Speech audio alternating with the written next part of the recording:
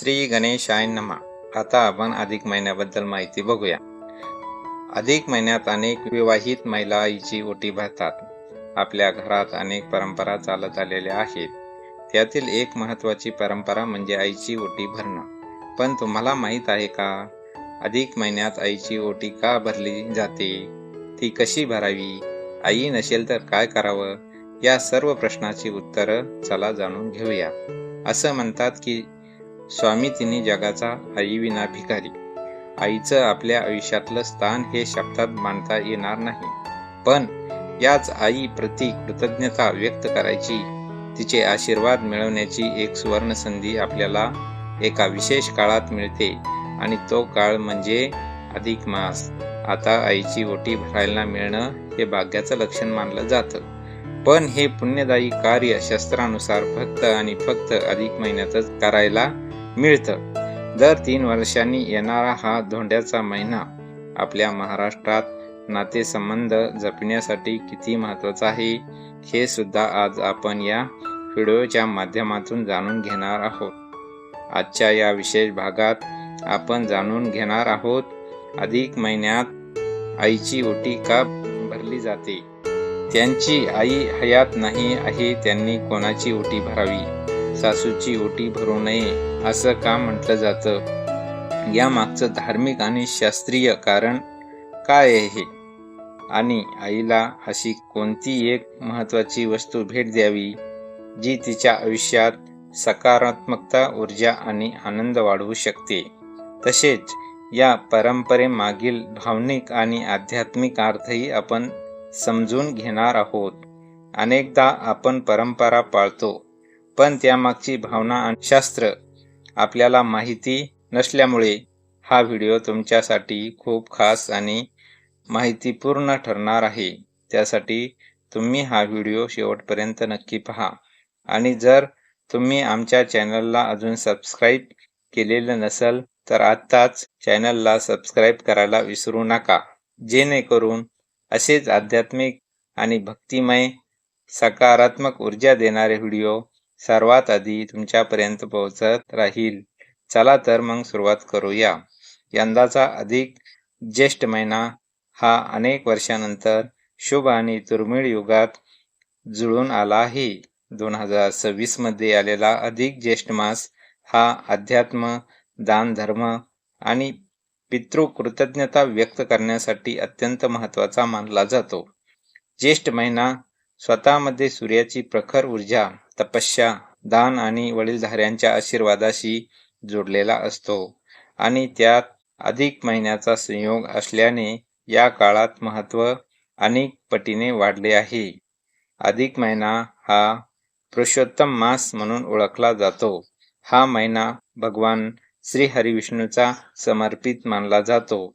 या महिन्यात जप, तप, दान, दीपदान, व्रत आणि सत्कर्म केल्याचे त्याचे फळ अधिक प्रमाणात मिळते, अशी धार्मिक मान्यता आहे।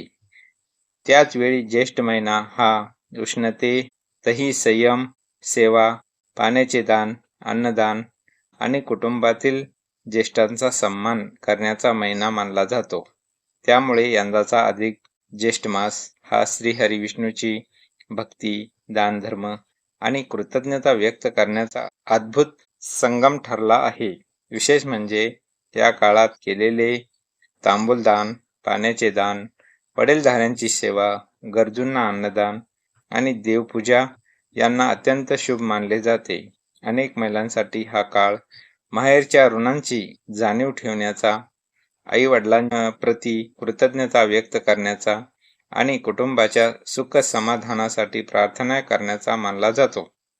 धार्मिक मान्यतेनुसार अधिक ज्येष्ठ महिन्यात केलेले प्रत्येक सत्कर्म हे मनःशांती, सकारात्मकता, सकारात्मक ऊर्जा आणि घरातील सुख समृद्धी वाढवणारे मानले जाते।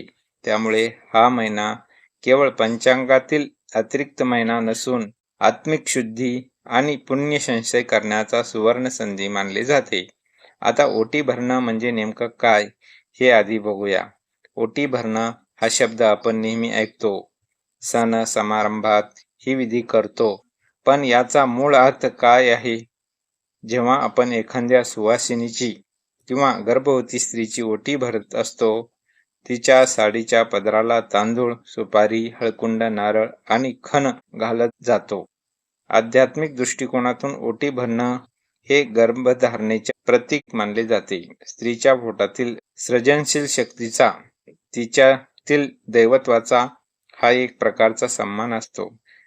आपल्या संस्कृतीत स्त्रीला शक्तीचे रूप मानलं जातं. ओटी भरून आपण तिच्यातील त्या शक्तीला वंदन करतो. आता मुख्य प्रश्नाकडे वळूया. शास्त्र असं सांगतं की विवाहित स्त्रीने एरवी आपल्या आईची किंवा सासूची ओटी भरू नये. मग फक्त अधिक मासातच हा नियम का बदलतो? यामागे खूप भावनिक आणि आध्यात्मिक कारणही आहेत. आता विवाहित मुलींसाठी तुमच्या आईने तुमचं कन्यादान करून जगातील सर्वात मोठं दान केलेलं असतं.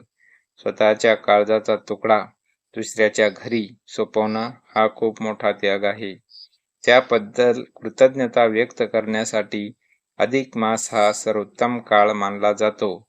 शिवाय असंही मानलं जातं की अधिक मासात आईची ओटी भरताना मनात हा भाव असावा की पुढच्या जन्मी सुद्धा मला याच आईच्या पोटी जन्म मिळू दे.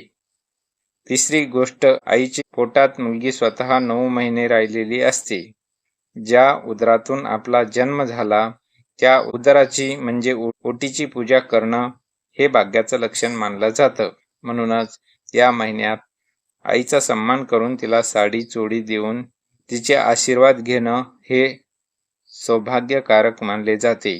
आता अनेकांच्या मनात हा प्रश्न पडलाच असेल की सासू ही सुद्धा आईच असते, मग त्यांची ओटी का भरू नये?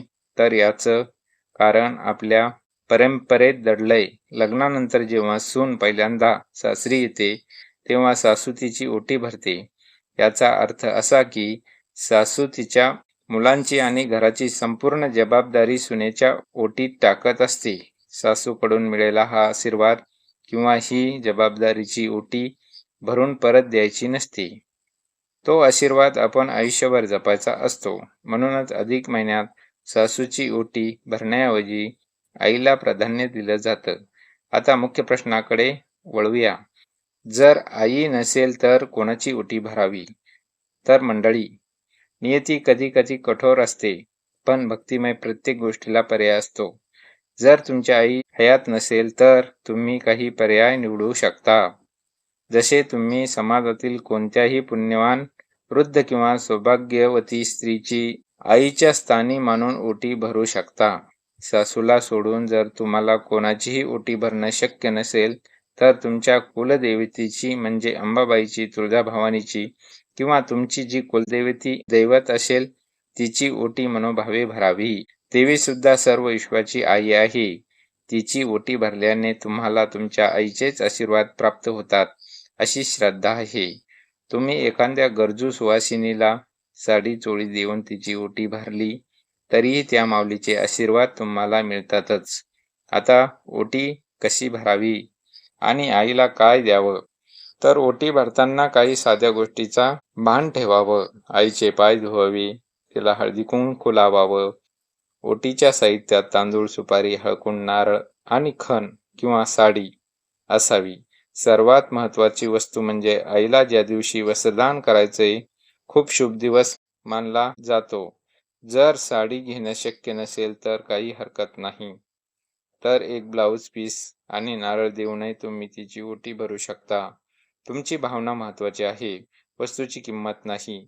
मग तिला सन्मानाने नमस्कार करा आणि तिचे आशीर्वाद घ्या. तर अधिक महिन्यात अनेक विवाहित महिला आईची ओटी भरतात. आपल्या घरात अनेक परंपरा चालत आलेल्या आहेत. त्यातील ही एक महत्वाची परंपरा आहे.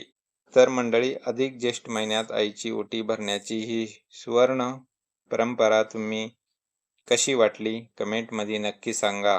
कारण आईचं माहेर म्हणजे तिच्यासाठी फक्त घर नसतं, प्रेम, माया आणि आठवणीचं खास ठिकाण असतं. लग्नानंतर संसारात व्यस्त झालेल्या प्रत्येक महिलेला माहेरची ओढ कायम असते. म्हणून अधिक महिन्यात आईची ओटी भरणं ही फक्त परंपरा नाही, तर आईबद्दल प्रेम आणि आदर व्यक्त करण्याची सुंदर भावना आहे. या दिवशी आईला साडी, नारळ, फळ किंवा छोटंसं गिफ्ट दिलं तरी चालेल. धन्यवाद.